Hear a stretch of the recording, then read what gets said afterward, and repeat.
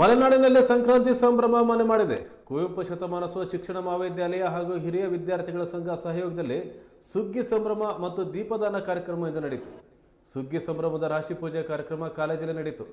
ಕಾಲೇಜಿನ ವಿದ್ಯಾರ್ಥಿಗಳು ಉತ್ಸಾಹದಿಂದ ಈ ಕಾರ್ಯಕ್ರಮಕ್ಕೆ ಭಾಗವಹಿಸಿದರು.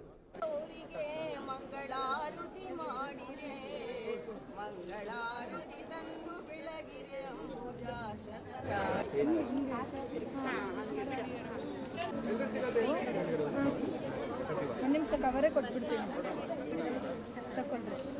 ತಗೊಳ್ರಿ ಯಾರಿಗೆ ಬೇಕು.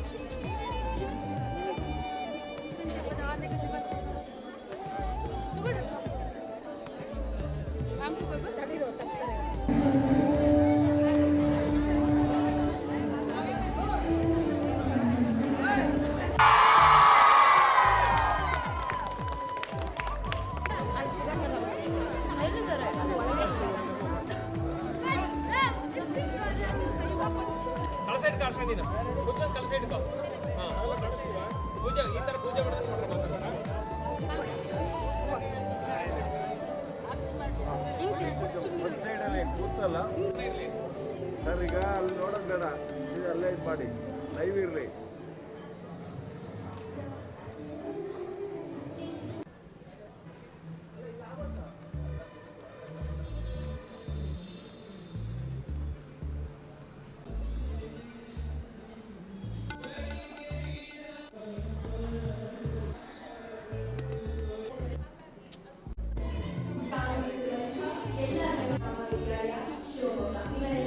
ನನ್ನ ಹೆಸರು ಸೌಂದರ್ಯ, ದ್ವಿತೀಯ ವರ್ಷದ ಪ್ರಶಿಕ್ಷಣಾರ್ಥಿ. ನಮ್ಮ ಕಾಲೇಜಲ್ಲಿ ಪ್ರತಿ ವರ್ಷ ಈ ರೀತಿ ಸುಗ್ಗಿ ಸಂಭ್ರಮ ಅಂತ ಆಚರಿಸ್ತಾ ಇದ್ದೀವಿ. ಇಲ್ಲಿ ಸುಗ್ಗಿ ಸಂಭ್ರಮದ ವಿಶೇಷತೆ ಮತ್ತು ಸಂಕ್ರಾಂತಿಯ ಹಿಂದಿನ ದಿನ ನಾವು ಸುಗ್ಗಿ ಸಂಭ್ರಮವನ್ನು ಆಚರಿಸ್ತೇವೆ. ಇಲ್ಲಿ ಸುಗ್ಗಿ ಸಂಭ್ರಮ ಹೇಗೆ ಸ್ಟಾರ್ಟ್ ಮಾಡ್ತೀವಿ ಅಂತ ಹೇಳಿದರೆ 9 ರೀತಿಯ ಧಾನ್ಯಗಳನ್ನು ಪೂಜೆ ಮಾಡ್ತಾ, ರಾಶಿ ಪೂಜೆ ಮಾಡ್ತಾ ಸುಗ್ಗಿ ಸಂಭ್ರಮಕ್ಕೆ ಪ್ರಾರಂಭ ನೀಡ್ತೇವೆ.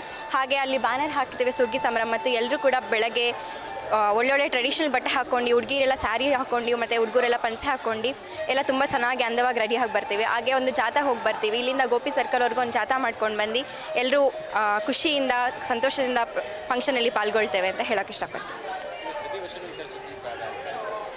ಪ್ರತಿ ವರ್ಷವೂ ಮಾಡ್ತೀವಿ. ಪ್ರತಿ ವರ್ಷವೂ ವಿಭಿನ್ನವಾದ ಒಂದು ಥೀಮ್ ಇಟ್ಕೊಂಡು ರಂಗೋಲಿ ವಿಭಿನ್ನವಾಗಿ ಹಾಕ್ಕೊಳ್ತಾ, ರಾಶಿ ಪೂಜೆ ಕೂಡ ವಿಭಿನ್ನವಾಗಿ ಮಾಡ್ಕೊಳ್ತಾ ನಾವು ಪ್ರತಿ ವರ್ಷವೂ ಇದೇ ರೀತಿ ಆಚರಿಸ್ತೀವಿ ಕಾಲೇಜಿನಲ್ಲಿ. ನಮಸ್ತೆ, ನನ್ನ ಹೆಸರು ಸುನಂದ ಅಂತೇಳಿ. ನಾನು ಇದೇ ಕಾಲೇಜಲ್ಲಿ B.Ed ಓದ್ತಿದ್ದೀನಿ. ಈ ಸುಗ್ಗಿನ ನಮ್ಮ ಕಾಲೇಜಲ್ಲಿ ಪ್ರತಿ ವರ್ಷವೂ ಕೂಡ ನಾವು ಆಚರಣೆ ಮಾಡ್ಕೊಳ್ತಾ ಬಂದಿದ್ವಿ. ಅದ್ರ ಮೇನ್ ಥೀಮ್ ಅಂತ ಹೇಳಿದರೆ, ನಾವು ಹಳ್ಳಿ ಕಡೆ ನಾರ್ಮಲಾಗಿ ಎಲ್ಲರೂ ಕೂಡ ಸುಗ್ಗಿನ ಮಾಡೇ ಮಾಡ್ತಾರೆ. ಆದರೆ ಇಲ್ಲಿ ಸಿಟಿ ಕಡೆ ಯಾರಿಗೂ ಸುಗ್ಗಿ ಹಬ್ಬ ಅಂದರೆ ಈ ಥರ ಅನ್ನೋದೊಂದು ಐಡಿಯಾ ಕೂಡ ಇರೋಲ್ಲ.